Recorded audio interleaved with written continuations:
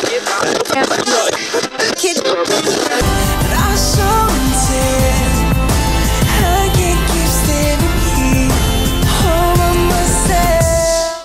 we are at the BC Sports Hall of Fame, and I'm so excited to have with me as my guest, Lesley Diana. She is an in-demand and accomplished publicist. She's the founder of The Promotion People, and she has a successful career in the entertainment world. So we're gonna learn a lot about her today, and she's gonna talk about her publicity career and her career in the entertainment world, ET. Welcome, Lesley. Thank you for having me, Christine. Oh my goodness, you know, like I was doing research on you and you have a tremendous, impressive resume. And I was gonna ask you firstly, like, I like the name, The Promotion People. How did you come up with that? Well, I was tossing the idea around with a friend of mine and he says, well, what about The Promotion People? That's what you're doing. So I said, yeah, that's a great name. So. Yes, no, I love it. Mm-hmm, thank you. Yeah, so as a publicist, you have to have a strong writing background. Have you always liked to write? Well, actually, I wouldn't say writing was my favorite thing. I used to have a career on camera, so I always enjoyed being on camera and having the interviews that way, because then you could just edit it. Whereas I find that writing takes a lot of work, but I really enjoy it, and once I get into it, it's fascinating. And especially too, I've got so many interesting clients to write about, so that makes it fun. Yeah, so you are, as I said at the beginning, in-demand publicist. So you are a personal publicist, you are a unit publicist, and a publicist after a feature film comes out. Yes, when it's being released. Yes, so tell us each role. All right. Well, let's start with unit publicist. My first job was with producer-director Gavin Wilding back in about 2000, and he needed a publicist for a film that he was releasing. So I was a publicist doing work for fashion, and I just translated it over to the film industry. And then once I had done the publicity for the premiere for his film Stag, he was producing another film called Christina's House. And that was the first time that I was a unit publicist. So I was on the ground and filming it out in Delta or Richmond, one of those places. And so what a unit publicist does is they are involved when the film is being produced. And so we write the bios, the synopsis, we have press come out to set and have interviews with the actors, the producers, the directors. And then we also put together what's called an EPK, an electronic press kit, compile all of that, and then it's available for when the film is being released. So we can give it to all the press, so they've got all the background information that they need to help promote it. Wow. I mean, is there a role that you like better, or should I ask that? Well, I will say that I'm so lucky. I drive to set and I'm going, oh, I just love this job. I just love this job. So I love that. I also love, like last night, I was working with Bulletproof, James Clayton, who has a feature film being released worldwide by Lionsgate. And so we got to help promote it and get bums in seats, which we did, full house, that was great. And then also doing the individual publicity for actors. That's also exciting because then you get them interviews and I've got a couple of clients, many covers. So it's always exciting when you get that call to say, oh yes, we'd like to have them on the cover. So that's very exciting. And then the other aspect that I do is the red carpets. Yes. Oh, that's another one. That's because you've done work for Leo's. Yeah, right? Leo's, Vancouver Film Festival, Jet Set Crew, Country Music Awards, the Olympics every Yes. single night. So I think I've done, I think for 10 years we did it for the Vancouver International Film Festival. Wow. So I was going to ask you, what is the highlight? which one would you? It's hard. They all have their Yes. perks. They all have their perks. So I've got great memories from all of them. And also, especially on feature films or TV series, when I'm working, say, with Sony or DirecTV, I get to meet some amazing talent. Yes. For instance, Donald Sutherland, Cole Hauser, who's on Yellowstone right now. I've just got to meet so many wonderful actors. And it's going to, you've had the publicity company since 1994. Right. And who was your first client? Well, my first client, this is a very interesting story because I used to have 4 stores across Western Canada and 4 ladies' wear stores. And what happened was I closed some, I sold some. It was exhausting. And I didn't really know what I was going to do, but I got so much publicity for my stores. And I also was very creative in putting together promotional material.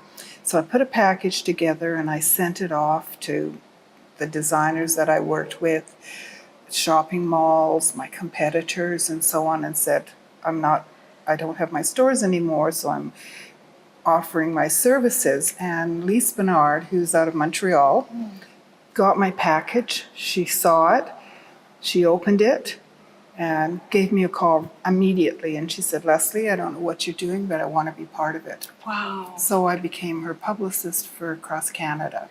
And then I got Timberland, who had stores across Western Canada, Park Royal Shopping Centre, Westminster Quay, and so on. So it all kind of evolved. And then when Gavin needed a publicist for his film, I transitioned. A friend of mine introduced the 2 of us, and I said, all right, let's go for it. Wow. Can you tell us or share any funny moments, doing publicity, like on a feature film or with an actor? Or Let's see. Let me just quickly think. Out. Oh dear, I've had so many. I think just being able to watch, different actors in action and just seeing how well the cast and crew get along, all with the same goal, I think that's pretty encouraging.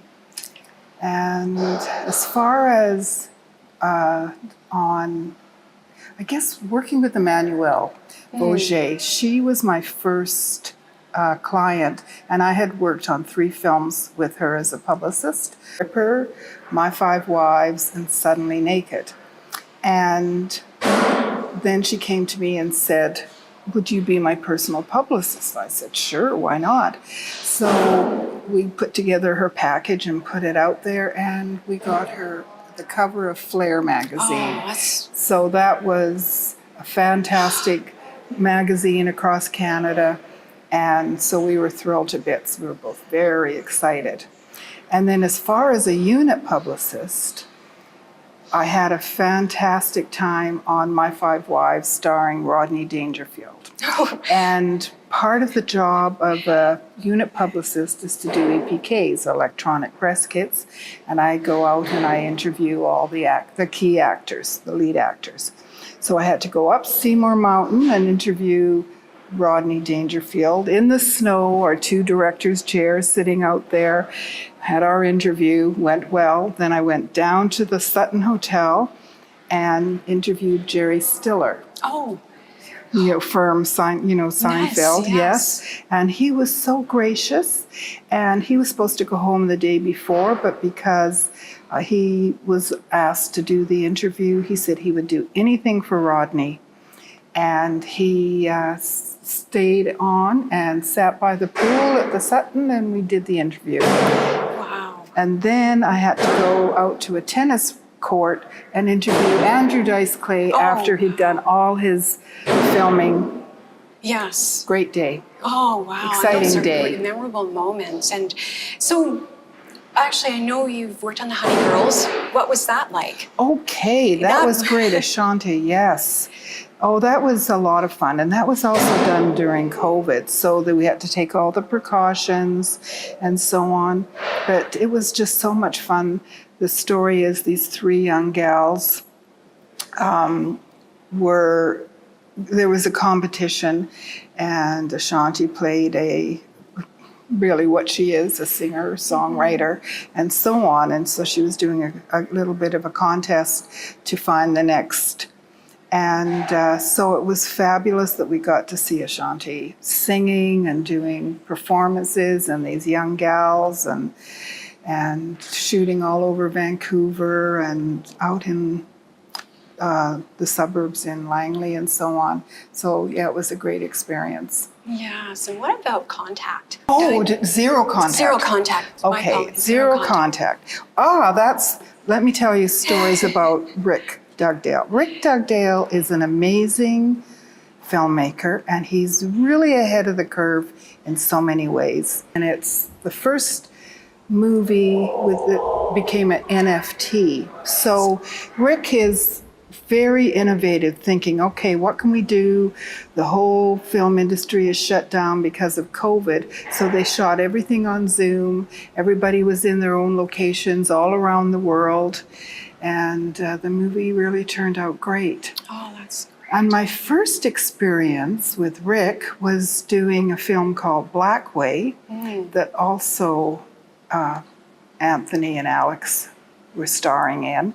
And we went up to Enderby, his hometown, and had the drive-in, had the premiere at the drive-in. Oh, wow. And it was great. And then we had the red carpet and after party at the hall, the sports hall in Enderby and Community Centre. Yeah, it was just great. What drives you as a publicist? Like, you know, I think my clients. And also the excitement, and also look at the life I've got to live and the people I've got to meet that I wouldn't have met otherwise. And I'm sure you feel the same way with having your interviews with people from all walks of life.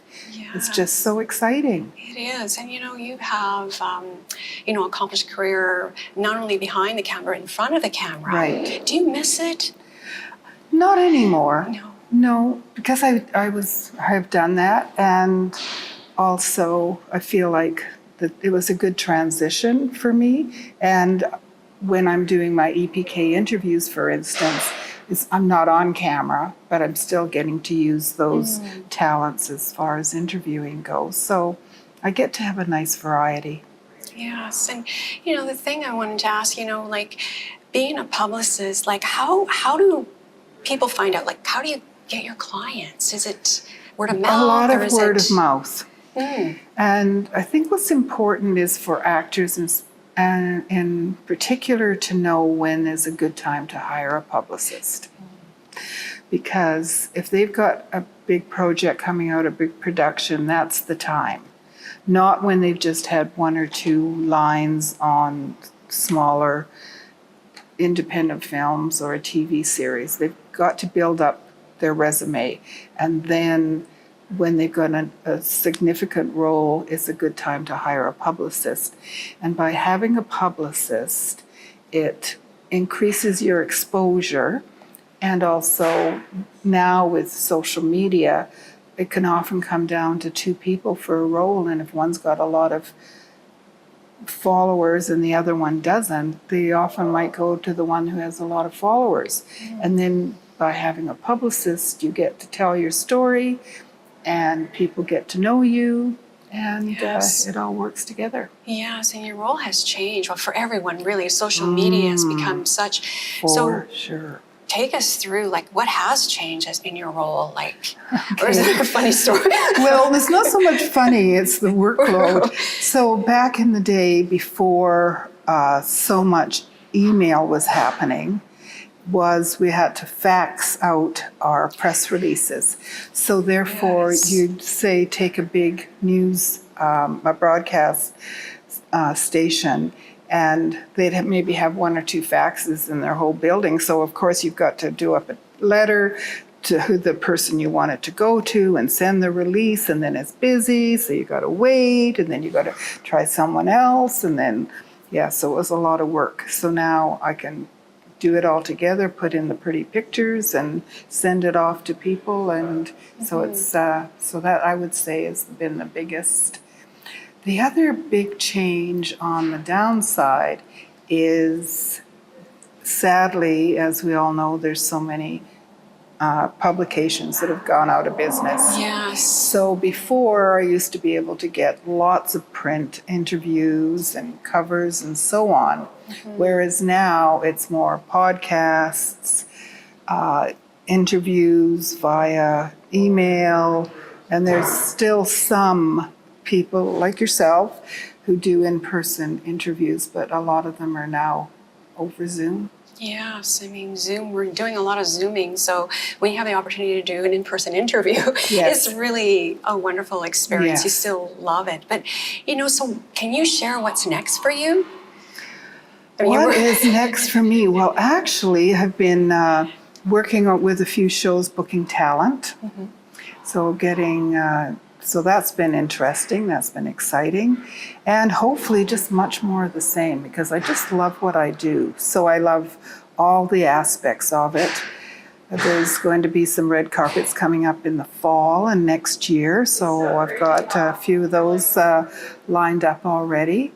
And then just what is so nice is that my clients keep coming back. Oh, awesome. I was going to ask you, so that's great when they come back. And Right. Yes. So they don't need a publicist all the time. They only need a publicist when they've got something that's coming out, something to talk about. So, for instance, William B. Davis, who's the cigarette man on the X-Files, has written his second book. So now I'm working with him, helping to promote and get him interviews for his book. So everything just kind of keeps going at a nice pace. Yes. And Lesley, is there anything else you'd like to add? Well, I think as an actor or a film producer, it's important actually to hire a publicist. And the reason I say that is you can make a fantastic film, and if you don't have somebody like a big company like Lionsgate to promote it, and you're doing it yourself, often you're a good producer, you're a good director, you should keep that and then hire somebody who knows how to help promote it, because we have all the connections. So I think that's important, and let people know about your project. And if people want to reach out to you, where can they go?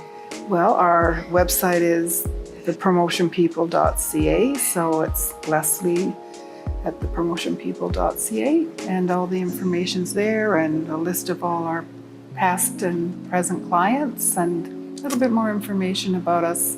And Josephine and Jasmine are my right hands, so without them, I wouldn't be as successful as we are, so appreciate having them along too. Thank you so much for being a guest on the show today, and I love to have you come back. We'll talk more about what you do, because it's really fascinating. Thank you. Yeah, thank you. Joining me today is Carly Lawrence. She is a Canadian TV personality, an in-demand model, social media influencer with over 2 million followers. She's a podcaster, and she's a Netflix star of the popular TV series Too Hot to Handle. Carly's here today to talk about body positivity tips, how she maintains a healthy lifestyle, her successful career, and her recent marriage to husband Bennett Sipes. Welcome, Carly. Thank you for having me. I'm excited.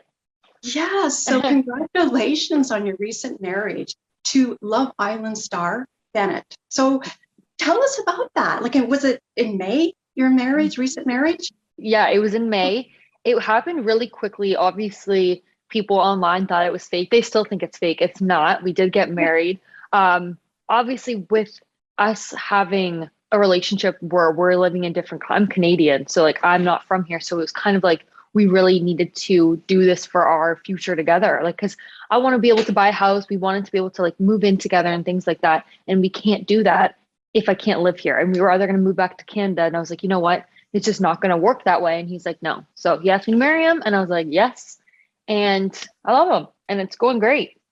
Yes, it's like marrying your soulmate or your best friend. Yeah, soulmate and best friend, but really like it's so insane how close we are. Like I've never had a relationship like this in my life. It's weird, but it's so good because it's healthy.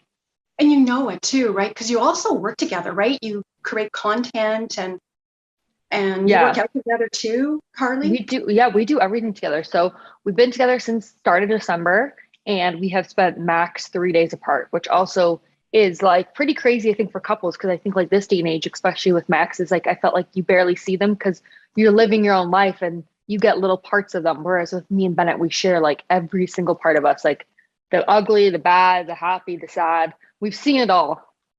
Yes. And thank goodness for social media, right? You can connect that way. Yeah, that's how we met. So I think it's wonderful. And congratulations on your, this your first reality series for Too Hot to Handle? First show ever. I'm not sure if I'm doing anything else. My casting director that casted me for Too Hot to Handle does want me to do something else. So we'll see what's in my future. Oh, that's great. Now, you're also did dance come before modeling? Like, did you dance competitively? Yes. So I started dancing when I was 3 years old. And by 4 or 5, I think I was competitive dancing. And I was competitive until I was 19 or 20. Yeah. So, being a competitive dancer, I would consider it to be an athlete because, you have to learn, like, was it ballet, jazz? I did everything. I was there 5 days a week. I had to get out of school early some days. It was intense. Like people don't realize how intense it was. And that was my life, but it was good. It kept me out of trouble. It kept me busy. It kept me active. So it was good. I loved it. I really did. I'm not a dancer now, but I don't have rhythm now. Oh, I know you do. It teaches you discipline, right? More than anything. And then modeling. Modeling I didn't like as much because I just didn't like the picking and the prodding and, it can be very self-destructive and with your confidence because, when you're around a million other girls in a room and you're getting picked on literally your looks alone, it can be kind of discouraging. So I would say dance actually built my confidence up, whereas like modeling